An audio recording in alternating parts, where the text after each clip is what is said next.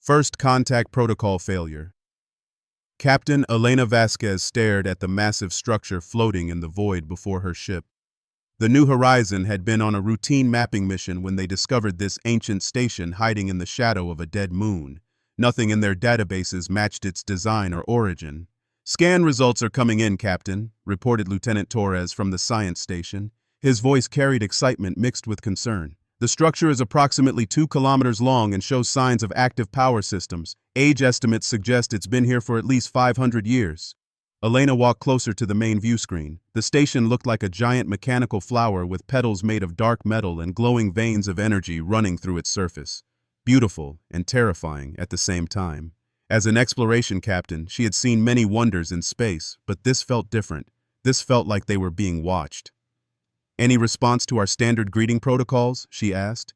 "Negative, Captain, but we are detecting scanning beams directed at our ship. Whatever built this station is definitely aware of our presence." Elena made her decision.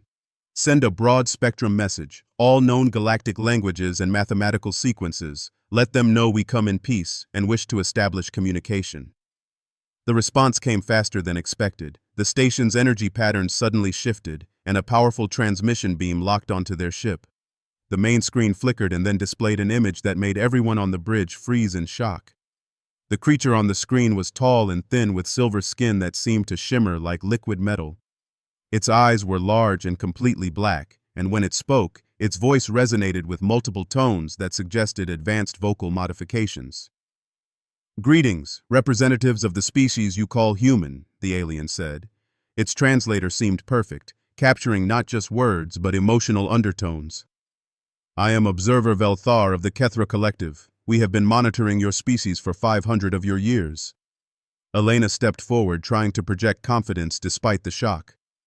"I am Captain Elena Vasquez of the United Earth Exploration Fleet. We had no knowledge of your presence in our territory. Why have you been watching us?" Observer Velthar's expression remained neutral, but something in those black eyes seemed almost sad. "Your territory? Humans, you misunderstand your position in this galaxy. You are not explorers or colonists. You are a contained threat that has grown beyond acceptable parameters." The words hit Elena like a physical blow. "A threat? We've never attacked anyone unprovoked. Our exploration missions are peaceful. Our colonies are defensive in nature." "Peace," Velthar repeated the word as if tasting something bitter. "Humans speak often of peace, yet your entire evolutionary history is written in violence. You are apex predators who learn to hunt in groups, to plan, to deceive, and to destroy anything that threatens your survival. Your species eliminated every major predator on your homeworld and then turned those same instincts toward the stars." Lieutenant Torres looked up from his console with confusion. "Captain, I'm reading massive energy buildups throughout the station. It looks like they're powering weapon systems." Velthar continued as if Torres hadn't spoken. "The Kethra Collective maintains order in this sector of the galaxy. We have watched young species before, guided them toward peaceful development, helped them avoid the mistakes that lead to galactic warfare. But humans are different." Elena felt her crew's tension rising. She kept her voice steady. "Different how?" "You adapt too quickly. You learn too fast. You take technologies and weapons designed for defense and immediately begin thinking of offensive applications. In 500 years, you have advanced from primitive tools to star travel. That rate of development is unprecedented and dangerous." The alien paused, and its image seemed to flicker slightly. "Most concerning is your psychological makeup. Other species develop conscience and empathy as they advance. You have those traits, but you also retain the predator's ability to suppress them when survival is at stake. You can be completely peaceful until threatened, and then you become the most lethal species anyone has ever encountered." Elena's military training kicked in. She recognized a threat assessment when she heard one. "Observer Velthar, are you planning to attack us?" "The Kethra Collective does not attack. We correct. Your species will be relocated to a controlled environment where you can develop safely without threatening galactic stability. Resistance will result in correction protocols being applied." The bridge fell silent except for the humming of ship systems. Elena looked at her crew, seeing fear mixed with determination in their faces. These were good people who had dedicated their lives to peaceful exploration and discovery. They didn't deserve to be treated like dangerous animals. And if we refuse? Elena asked. Velthar's expression showed what might have been genuine regret. Then you will discover why the Kethra Collective has maintained galactic peace for 3,000 years. Your ship will be disabled, your crew relocated, and your colonies will be evacuated. This process will continue until your species accepts guidance or until correction protocols are complete. Elena felt anger building in her chest. Her crew, her people, reduced to a threat to be managed. Observer Velthar, with all due respect, humanity will never accept imprisonment. We will defend ourselves. Captain, Velthar said, and now there was something like pity in its voice. You command one ship with primitive weapons and basic shields. The Kethra Collective has fleets that have pacified hundreds of species. Your bravery is admirable, but your situation is hopeless. Maybe, Elena said, straightening her shoulders. But hopeless or not, this is where we make our stand.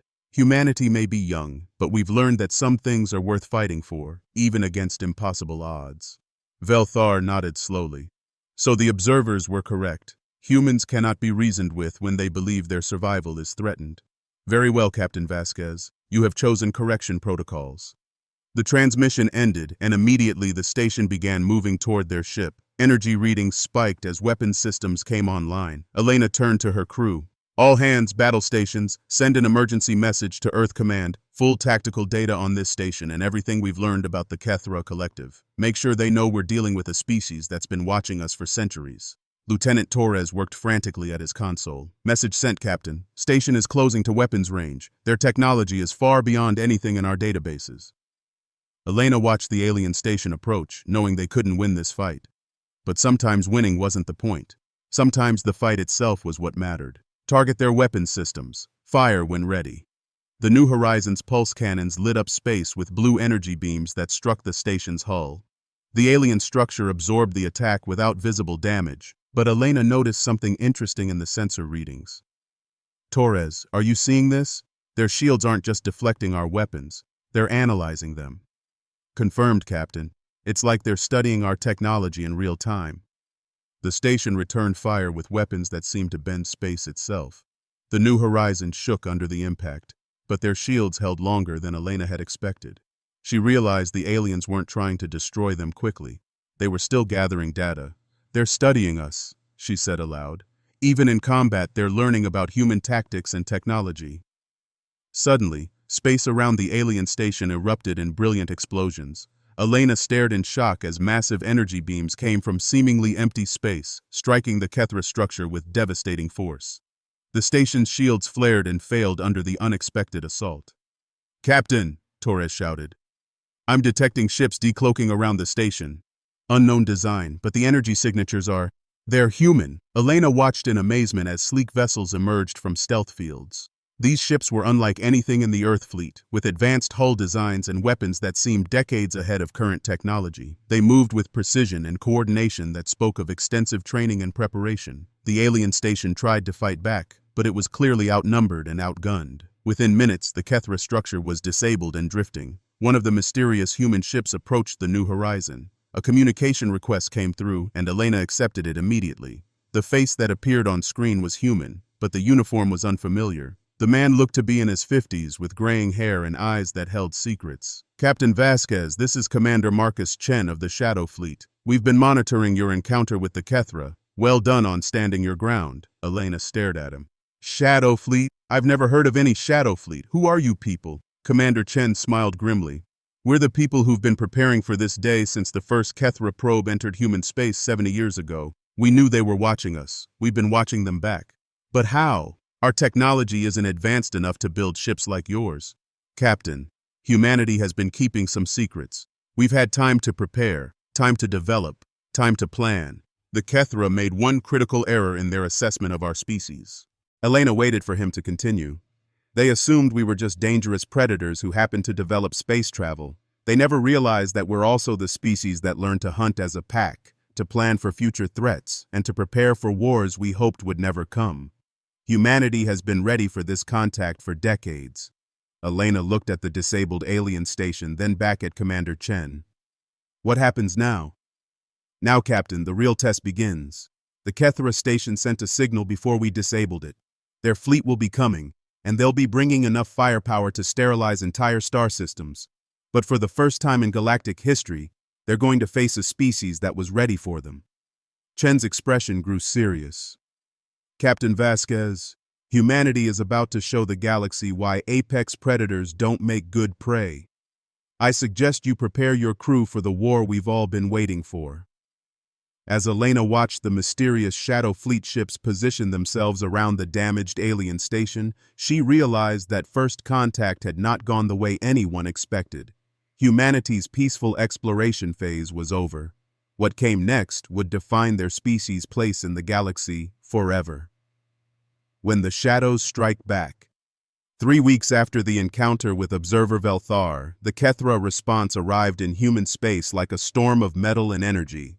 Elena Vasquez watched from the bridge of the New Horizon as her sensors detected the massive alien fleet dropping out of hyperspace near the outer colonies. "Dear God," whispered Lieutenant Torres. "Captain, I'm counting over 200 ships. Dreadnoughts, carriers, destroyer squadrons. This isn't a correction force. This is an extermination fleet." Elena felt her stomach tighten. The peaceful colonies of New Geneva and Harmony Station held over 2 million civilians. Families who had never known war, children who played in parks under alien suns, scientists working to unlock the mysteries of the universe, all of them now in the path of an alien armada that saw humanity as a threat to be eliminated. "Any word from the Shadow Fleet?" Elena asked. "Negative, Captain. Commander Chen said they would contact us when the time was right, but we haven't heard anything since they left with the captured Kethra station." Elena made her decision. "Set course for New Geneva. Maximum speed. If those colonies are going to die, they won't die alone." As the New Horizon raced toward the threatened worlds, the Kethra fleet began its advance. Elena watched the tactical display with growing despair. The alien ships moved in perfect formation, their weapons charging with energies that could crack planets. At the head of the fleet was a massive command vessel that dwarfed anything humanity had ever built. A transmission came through from the alien flagship. The being on screen was similar to Observer Velthar, but larger and more imposing. Its silver skin seemed to pulse with inner light, and its black eyes held cold intelligence. "I am Admiral Zexathal of the Kethra Collective," the alien announced. "The primitive species known as humans has rejected guidance and destroyed a monitoring station. Correction protocols are now in effect. All human settlements will be pacified. Resistance will result in immediate termination." Elena opened a channel to respond, but Admiral Zexthul continued without pause. "Human vessels in this system have 10 minutes to surrender. After that time, we will begin sterilization procedures. Your species had the opportunity for peaceful relocation. You chose extinction." The transmission ended, leaving Elena staring at empty space on her screen. 10 minutes for 2 million people to accept slavery or death. She looked at her crew, seeing the same determination in their faces that she felt in her heart. "Send a message to all human ships in the system," Elena ordered. "This is where we make our stand, for Earth, for the colonies, for the right to exist as free beings in this universe." That's when space around the Kethra fleet began to change. It started subtly. A few asteroids that seemed to be drifting too purposefully, gas clouds that moved against the solar wind, energy readings that spiked and faded in patterns too regular to be natural. Lieutenant Torres noticed it first. "Captain, I'm getting strange readings from throughout the system. It's like the background energy is fluctuating in coordinated waves." Elena studied the sensor displays. "Coordinated how?" "Like someone is using the entire system as a massive stealth field generator." That's when the trap was sprung. Ships began appearing from everywhere. Not just the advanced vessels Elena had seen before, but an entire fleet of human ships using technology that seemed impossible. They emerged from asteroid belts where they had been disguised as mining equipment. They rose from the atmospheres of gas giants where they had hidden in storm systems. They decloaked from positions that should have been empty space. But these weren't the only surprises humanity had prepared. The colonists of New Geneva and Harmony Station, people Elena had thought were helpless civilians, began revealing their true nature. What appeared to be agricultural domes suddenly opened to reveal missile batteries. Mining platforms transformed into weapons platforms. Even the orbital habitats reconfigured themselves into defensive positions. Elena realized with growing amazement that humanity's expansion into space had never been purely civilian. Every colony, every outpost, every research station had been designed with defense in mind. The entire human presence in space was a carefully constructed military network disguised as peaceful exploration. Commander Marcus Chen's voice came through on an encrypted channel. Captain Vasquez, welcome to humanity's real space program. We hope you're ready to see what our species looks like when we stop pretending to be harmless. Elena watched her tactical display transform as hundreds of human ships revealed themselves throughout the system. Commander Chen, how long have you been planning this? Since we first detected alien observers in our system 80 years ago, humanity learned early that space was not empty, and empty space was not safe. Every ship we've built, every colony we've established, every technology we've developed has been designed with one question in mind. What happens when someone tries to destroy us? The Kethra fleet had stopped its advance. Admiral Zex Thul was clearly receiving reports from his ships as sensors detected the emerging human forces. Elena could imagine the alien commander's shock as his overwhelming advantage evaporated. Chen continued his explanation as human ships moved into attack positions. The Kethra made several critical errors in their assessment of humanity. First, they assumed our peaceful expansion was weakness rather than preparation. Second, they thought our technology was primitive because they only saw what we wanted them to see. Third, they believed we were divided because they observed our political conflicts, not understanding that humans fight each other precisely because we know how to fight. Elena watched as the human fleet completed its deployment. The Kethra found themselves surrounded by forces they hadn't known existed, using technology they couldn't explain. Most importantly, Chen said, they never understood that apex predators don't just hunt alone, they also hunt in packs.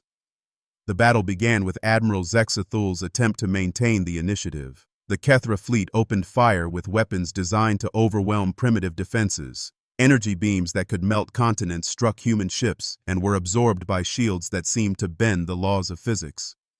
Plasma torpedoes that could crack moons were intercepted by defensive systems that turned the weapons against their launchers.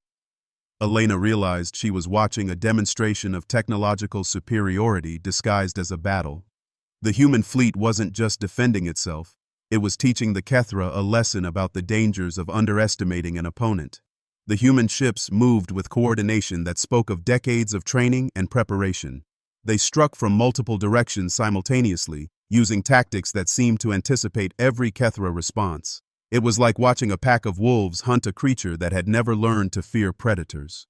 Within 2 hours, the Kethra fleet was broken. Ships that had seemed invincible were disabled and drifting. The mighty Admiral Zexathul found his flagship surrounded by human vessels, its weapons neutralized and its engines destroyed.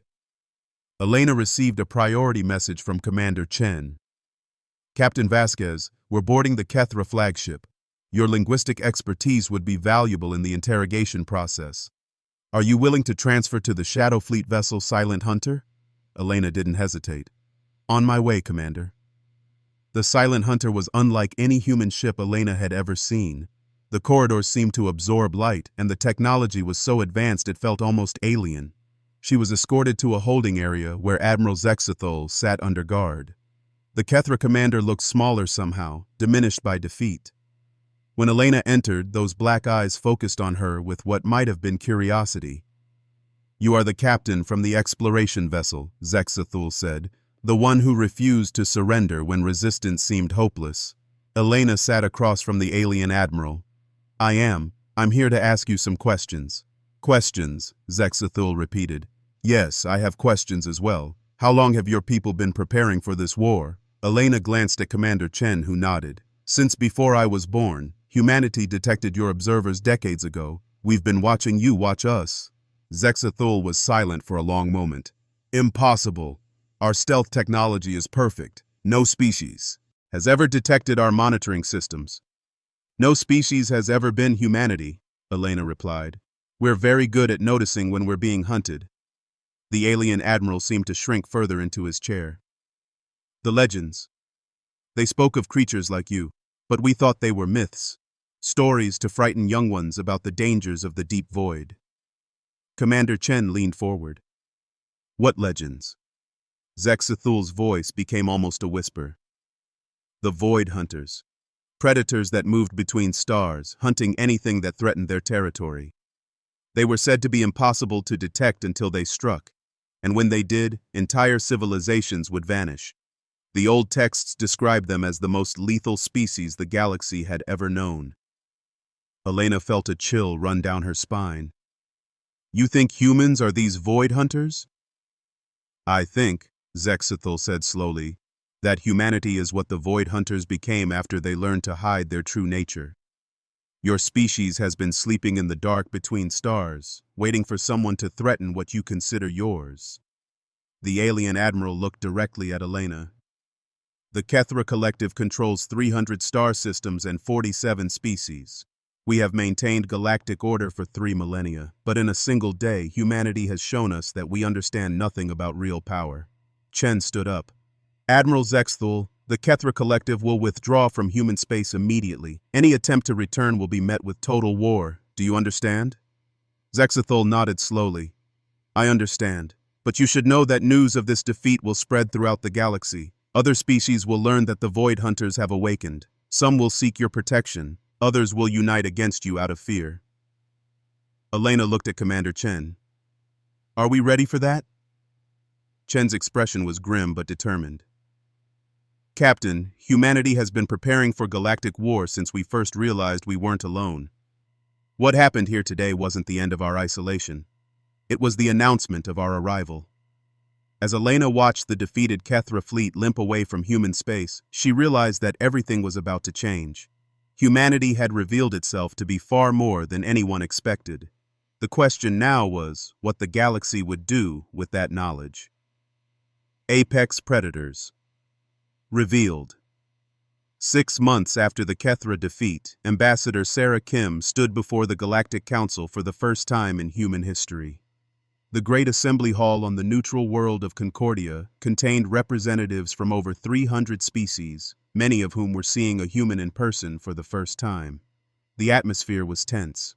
Word of humanity's devastating victory over the Kethra Collective had spread throughout known space, creating fear, curiosity, and desperate hope in equal measure. Sarah could feel the weight of thousands of alien eyes studying her every movement, searching for signs of the legendary ferocity their species was rumored to possess. Council moderator Thexlon, a tall crystalline being whose voice resonated like singing glass, called the session to order. This emergency assembly recognizes Ambassador Sarah Kim of the United Human Federation. The Council will hear humanity's statement regarding recent events in Sector 7. Sarah approached the central podium with calm confidence. She had been chosen for this role precisely because of her ability to project strength without aggression, intelligence without arrogance. The fate of human-galactic relations might depend on the words she spoke in the next few minutes. Honored representatives, Sarah began, her voice clear and steady. 6 months ago, the Kethra Collective attempted to subjugate humanity based on their assessment that we posed a threat to galactic stability. They were correct about the threat. They were wrong about everything else. A murmur ran through the assembly. Many species had hoped humanity would apologize for their overwhelming display of military power. Instead, Sarah was confirming their worst fears. The Kethra believed they could manage us through force because force had worked against every species they had previously encountered. What they failed to understand is that humanity is not just another species. We are the result of 4 billion years of evolution on a world where only the most adaptable predators survived. Sarah paused, allowing the translation systems to process her words into hundreds of languages. When she continued, her tone remained conversational, which somehow made her words more unsettling. Earth is what galactic biologists call a death world. The gravity is crushing by most standards. The weather is violent and unpredictable. The planet's history is marked by massive extinction events that wiped out 90% of all life multiple times.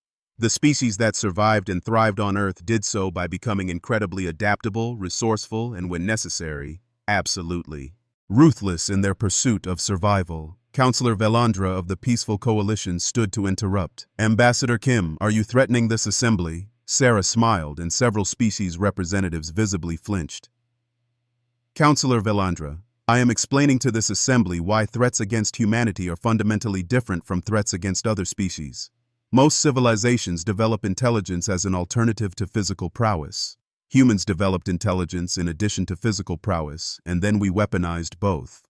The ambassador activated a holographic display showing Earth's evolutionary timeline. Images of humanity's ancestors appeared, showing the progression from early primates to modern humans. Human ancestors spent millions of years as both predator and prey. We learned to hunt in coordinated groups, to plan complex strategies, to use tools not just for survival, but for warfare. Most importantly, we learned to think like our prey while retaining the instincts of apex predators. Dr. James Wright, humanity's chief xenopsychologist, had joined Sarah at the podium. He was a small, unassuming man whose appearance had been carefully chosen to seem non-threatening. His research into the psychological effects of human military tactics had been classified until today. Dr. Wright will explain why human psychology is uniquely suited for what other species call impossible military victories, Sarah announced. Wright stepped forward, adjusting his glasses nervously. Honored representatives, human military doctrine is based on what we call asymmetric warfare. Rather than meeting superior force with superior force, we use superior thinking to make enemy advantages irrelevant. The hologram shifted to show tactical analyses of the Kethra conflict. When the Kethra observed humanity, they saw entertainment broadcasts, political conflicts, and what appeared to be primitive technology. They interpreted this as evidence of weakness and division. In reality, they were observing a species that had spent thousands of years perfecting the art of deception, misdirection, and strategic patience. Dr. Wright's presentation showed how human civilian colonies had been designed from the beginning as military installations, agricultural domes that converted to weapons platforms, mining operations that were actually ship construction facilities, research stations that were intelligence gathering posts. The Kethra made the classic predator's mistake, Wright continued. They assumed that because their prey appeared weak and unprepared, it actually was weak and unprepared. Human evolution taught us never to make that assumption. We learned to appear vulnerable while being deadly, to seem divided while being coordinated, to act peaceful while being constantly ready for war. Representative Korthak of the warrior clans stood abruptly. His species had built their entire culture around concepts of honor in battle and direct confrontation. You speak of deception and hiding as if they were virtues. Where is the honor in such tactics?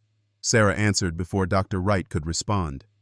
Representative Korthak, human concepts of honor are based on results, not methods. We consider it honorable to protect our families, defend our territory, and ensure our species' survival. How we accomplish those goals is less important than the fact that we accomplish them. She paused, studying the warrior's reaction. Your species values courage in open battle. We respect that. But humans learned that the most courageous act is often to avoid open battle until victory is certain. We consider it cowardly to risk our people's lives for the sake of appearing brave. The assembly fell silent as representatives absorbed this statement. Many species had built their entire military doctrines around concepts of honorable combat. The idea that humans viewed such approaches as inefficient rather than admirable was deeply disturbing. Ambassador Tex Vara of the ancient hegemony, whose species had ruled their sector for 10,000 years, spoke next. Ambassador Kim, your words suggest that humanity views all other species as potential prey. How can the galaxy trust a species with such predatory instincts? Sarah's expression grew more serious. Ambassador Tex Vara, that question demonstrates a fundamental misunderstanding of predator psychology. True apex predators don't attack everything they encounter. They attack only when threatened, when hunting for necessary resources, or when protecting their territory. She gestured to the assembled representatives. Every species in this chamber poses no threat to human survival or territory. You represent potential allies, trading partners, and sources of knowledge. Attacking you would gain us nothing and cost us much. Therefore, human predator instincts classify you as neutral entities to be approached with cautious cooperation. Dr. Wright added, human aggression is not random or constant.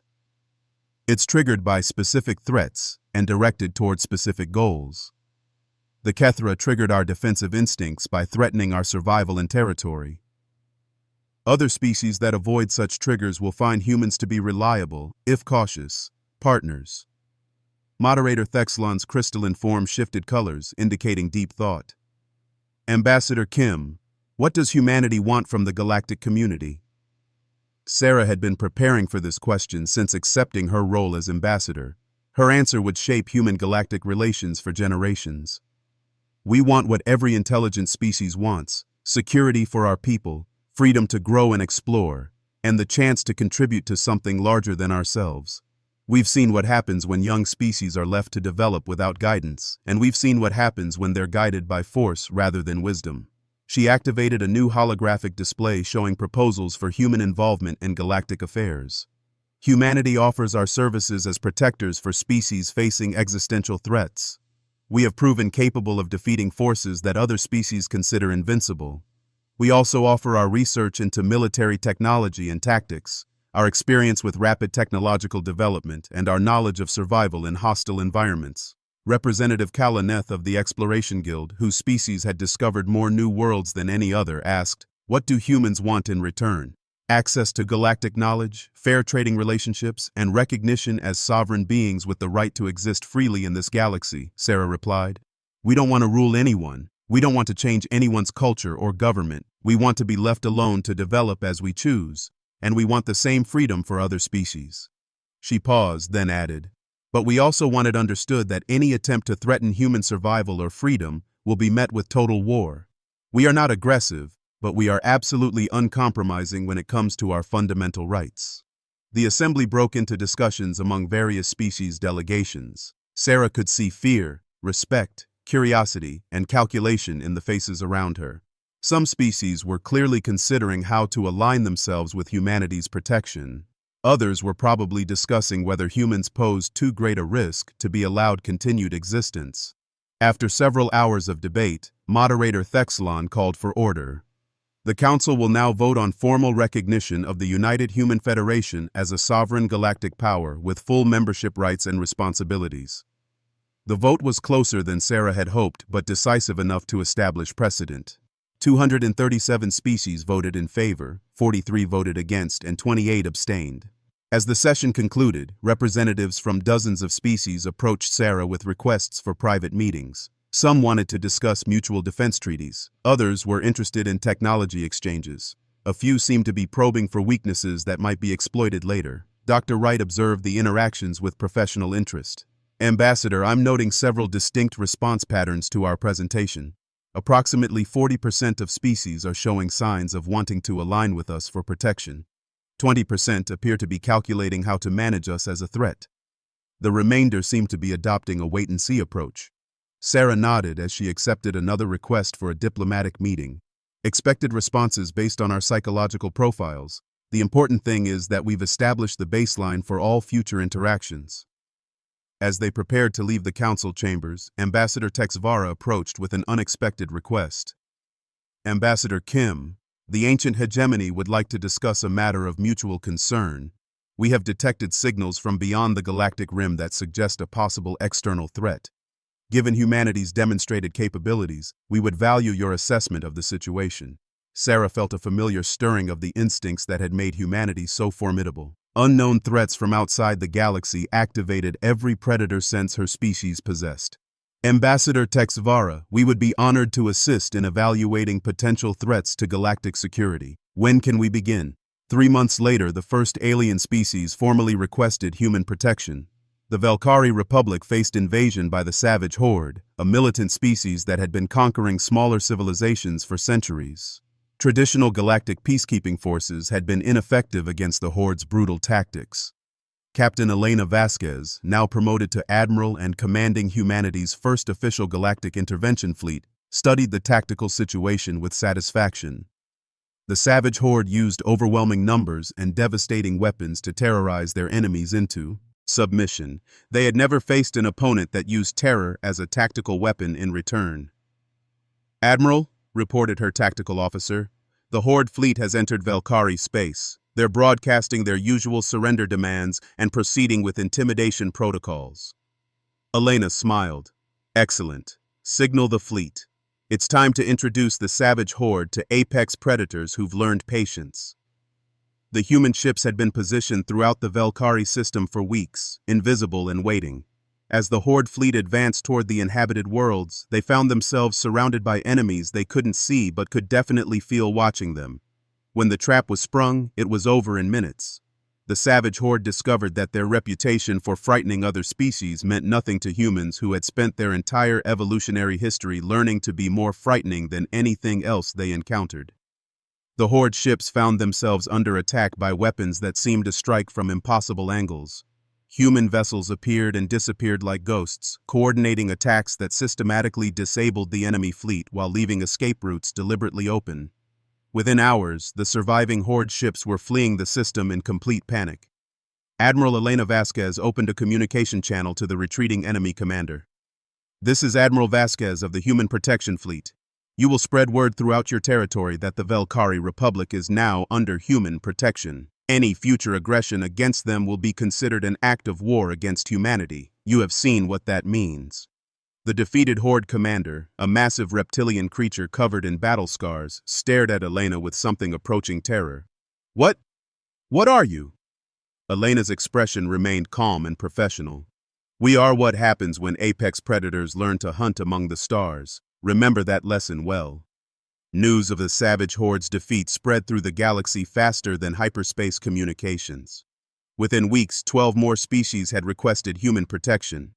The requests came from civilizations facing threats ranging from aggressive neighbors to internal civil wars to natural disasters that required advanced technology to address.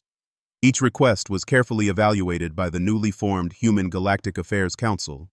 Dr. James Wright had been appointed to lead the Psychological Assessment Division, determining which species genuinely needed help and which might be attempting to manipulate humanity for their own purposes.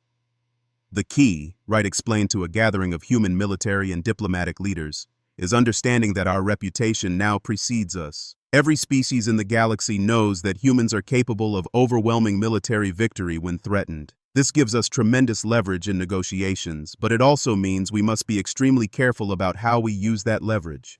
Ambassador Sarah Kim nodded from her seat at the conference table. "We're walking a fine line between being seen as protectors and being seen as conquerors. Every action we take will be analyzed by hundreds of species looking for signs of our true intentions." Admiral Elena Vasquez leaned back in her chair. "So far, our approach has been effective. We've demonstrated that human protection comes with genuine security benefits and minimal interference in internal affairs. The species we've helped have become strong advocates for human involvement in galactic affairs." The conversation was interrupted by an urgent message from deep space monitoring stations. Commander Marcus Chen, now serving as Director of Galactic Intelligence, entered the conference room with a grave expression. "We have a situation," Chen announced. "Long-range sensors have detected massive fleet movements in the Andromeda Galaxy.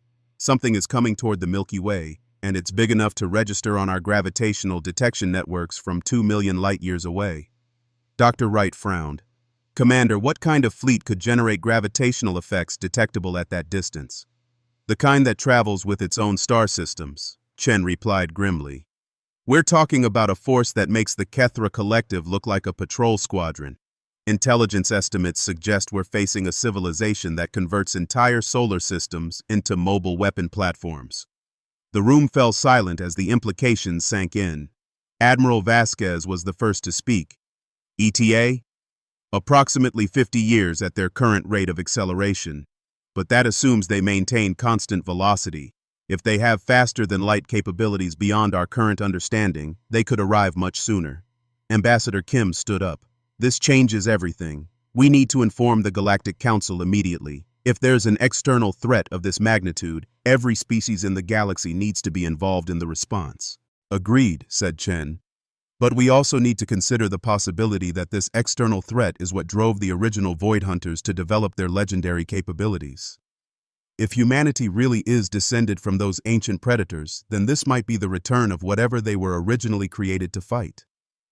Dr. Wright's eyes lit up with sudden understanding. That would explain the evolutionary pressures that created human psychology. If our ancestors faced existential threats on a galactic scale, then our instincts for strategic thinking, pack hunting, and total warfare would have been survival necessities rather than aggressive tendencies. Elena looked around the table at her colleagues. "So what you're saying is that humanity might have been unconsciously preparing for this moment for millions of years?" "It's possible," Wright replied. Human evolution favored traits that seem excessive for dealing with planetary threats, but would be perfectly adapted for galactic warfare against an overwhelming enemy. The meeting continued for hours as humanity's leadership grappled with the implications of the approaching threat. By the end of the session, several crucial decisions had been made. First, humanity would share their intelligence about the approaching fleet with the Galactic Council, but they would also begin secret preparations for a defense that might require capabilities no one else possessed. Second, the human protection fleet would be expanded dramatically, with new shipyards hidden throughout human space and allied territories. Third, a new research division would be established to study the connection between human evolution and the ancient Void Hunter legends, searching for clues about how to fight an enemy that traveled between galaxies. As the meeting concluded, Ambassador Kim reflected on how much had changed since Captain Vasquez first encountered Observer Velthar. In less than a year, humanity had gone from being an unknown species hiding in a single star system to being the galaxy's most feared and respected military power. But the real test was still coming. 5 years later, the first contact with the external threat confirmed humanity's worst fears. The invaders called themselves the Devourers, and they had consumed 17 galaxies over the past million years. They traveled in massive arc ships that stripped entire star systems of matter to fuel their continued expansion. The advanced scouts that entered the Milky Way were larger than most space stations and armed with weapons that could destabilize stars. They swept aside the combined fleets of 50 species in their first engagement, treating the galaxy's most powerful militaries like minor obstacles. The Galactic Council met in emergency session as panic spread throughout known space. Representative after representative stood to announce their species' surrender, hoping that submission might earn them mercy from the Devourers. Ambassador Sarah Kim listened to the defeatist speeches with growing frustration. Finally, she requested permission to address the assembly. "Honored representatives," she began, "I have listened to your surrender speeches with great interest. You seem to believe that capitulation is your only option when faced with an overwhelming enemy." She activated a holographic display showing the approaching Devourer fleet. "You see this armada and think it represents unstoppable force. Humanity sees the same fleet and thinks it represents a target-rich environment." The assembly erupted in shocked murmurs. Representative Korthak of the warrior clans stood up. "Ambassador Kim, surely even humanity cannot stand against a force that has consumed 17 galaxies." Sarah smiled. "Representative Korthak, let me tell you what humanity has learned about fighting impossible odds. The key is not to fight the enemy where they are strong. The key is to make them fight you where you are strong." Dr. Wright joined her at the podium. "The Devourers have spent 1,000,000 years perfecting the art of overwhelming force against civilizations that fight conventionally. They've never faced an enemy that refuses to fight conventionally."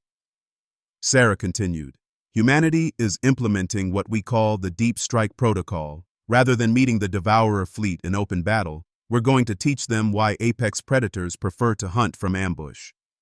Over the following months, human ships began appearing throughout the galaxy in seemingly random locations. They avoided direct confrontation with Devourer forces while conducting mysterious operations that other species couldn't understand. The Devourers continued their advance, consuming star systems and converting the matter into more ships. Their fleet grew larger and more powerful with each conquest.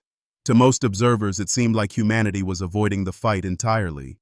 The truth was revealed when the main Devourer fleet reached the galaxy's core, as the massive arc ships moved to consume the central black hole and its surrounding star systems. Space around them erupted in coordinated explosions. Human ships emerged from hyperspace at precisely calculated locations, targeting not the Devourer vessels themselves, but the fundamental forces that held their fleet together. The Devourers discovered that their million-year conquest strategy had a fatal flaw. They had grown so large and complex that they required massive gravitational anchors to maintain fleet cohesion. Human scientists had spent months calculating how to destabilize those anchor points simultaneously. Within hours, the Devourer fleet was scattered across half the galaxy, their ships unable to coordinate or support each other. Individual vessels that had seemed invincible as part of a unified force became manageable targets for human pack-hunting tactics. Admiral Elena Vasquez commanded the operation from her flagship, watching as human teams systematically disabled isolated Devourer ships. "All units, remember the objective. We're not trying to destroy them, we're trying to break their ability to function as a unified threat." The campaign lasted 3 years, but when it ended, the Devourer threat was neutralized. The surviving invaders found themselves trapped in the Milky Way, their ships disabled, their conquest machinery dismantled. In the aftermath, as the galaxy struggled to understand what had happened, Dr. Wright published his final research on human evolutionary psychology. His conclusion would reshape how every species thought about warfare, survival, and the nature of intelligence itself. Humanity represents the evolutionary endpoint of a species that learned to survive by outthinking its predators rather than outrunning them, Wright wrote. We developed intelligence not as an alternative to physical prowess, but as a force multiplier for physical prowess. Most importantly, we learned that the most effective way to defeat a superior enemy is to change the nature of the conflict itself. The Devourers spent 1,000,000 years perfecting a strategy that worked against every species they encountered. They never met a species that had spent 4 billion years learning to invalidate successful strategies through creative thinking and adaptive tactics. Ambassador Sarah Kim's final report to the Galactic Council summarized humanity's role in the new galactic order. We are not conquerors or rulers. We are problem solvers who specialize in impossible problems. When peaceful species face threats they cannot handle through conventional means, humanity offers solutions they never considered. We do this not because we enjoy war, but because we understand that the only way to ensure lasting peace is to make war too costly for aggressors to consider. We are apex predators who have learned to hunt for peace rather than territory. As Elena Vasquez looked out at the stars from her command deck, she reflected on the journey that had brought humanity from a hidden species in a single star system to the galaxy's guardian protectors. The universe was vast and full of unknowns, but humanity had proven something important. Intelligence, determination, and the willingness to think differently could overcome any challenge. The age of human exploration had ended. The age of human protection had begun. And somewhere in the deep void between galaxies, other civilizations were learning that there were new rules for survival in a universe where apex predators had learned to hunt among the stars. The Silent Watchers had awakened, and the galaxy would never be the same.